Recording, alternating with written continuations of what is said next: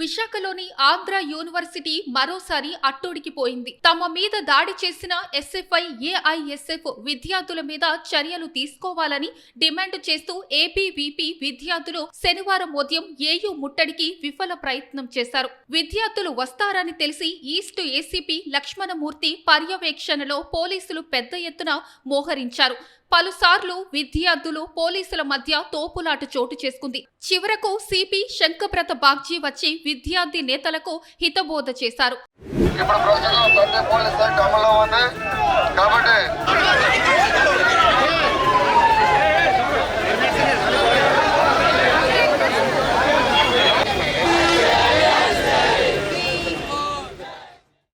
Satish, ABP legal cell convener.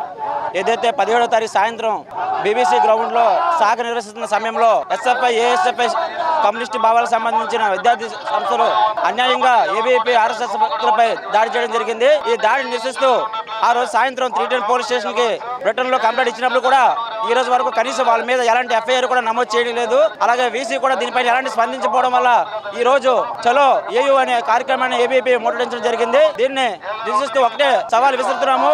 అయ్యా police వారు, ఇప్పటికైనా మీరు మేలుకొని తక్షణమే ఎస్ఎఫ్ఐ గుండాల మీద ఎఫ్ఐఆర్ నమోదు చేయాలి. లేకపోతే ఎదుల ఏబీపీ ఇంకా పెద్ద ఎత్తున కార్యక్రమాలకు ముందే చూస్తుందని తెలియజేసుకుంటున్నాం.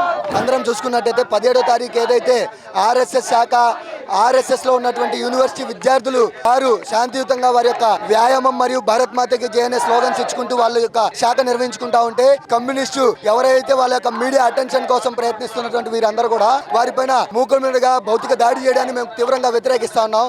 అదే విధంగా ఆ రోజు జరిగిన దాడికి మేము పోలీసులకు కంప్లైంట్ ఇస్తే ఇప్పటి వరకు కూడా పోలీసులు దున్నపోతు పైన వర్షం పడ్డట్టే వారిని ఇప్పటి వరకు కూడా అరెస్ట్ చేయకపోవడాన్ని తీవ్రమైన దుస్థితిగా మేము పరిగణిస్తా ఉన్నాం. ఇదే ప్రభుత్వానికి హెచ్చరిక జారీ చేస్తా ఉన్నాం. ఇలాగే మీరు ఈ యొక్క దాడికి పాల్పడిన వారిని అరెస్ట్ చేయకపోతే మేము చూస్తూ ఊరుకునేది లేదు.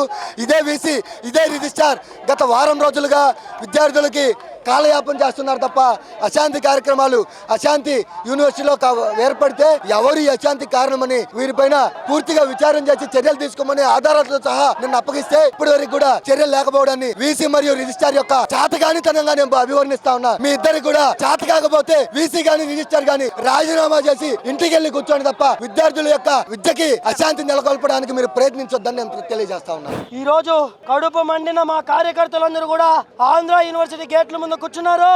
ఒకటే మేమందరం కూడా ప్రమాణం చేసుకున్నాం. ఆంధ్ర యూనివర్సిటీ శతాబ్ది రాబోతా ఉంది.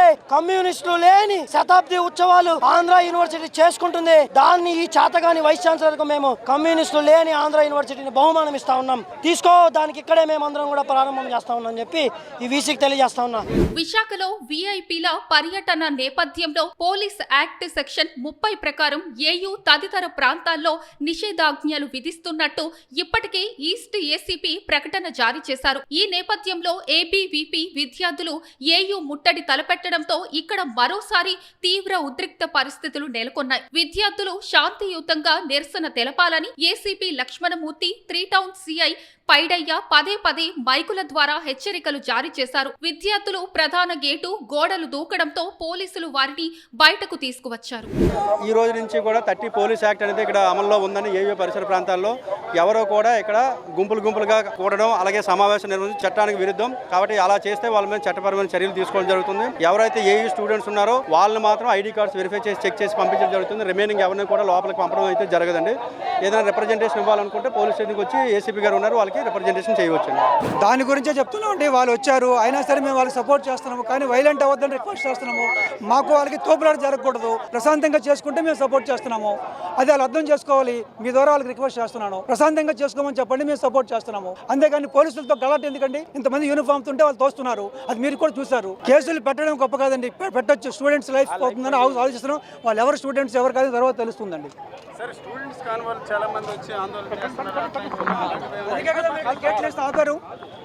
వాళ్ళు స్టూడెంట్స్ అయితే లోపల ఉంటారు, ఇక్కడ బయటకు రారు కదా.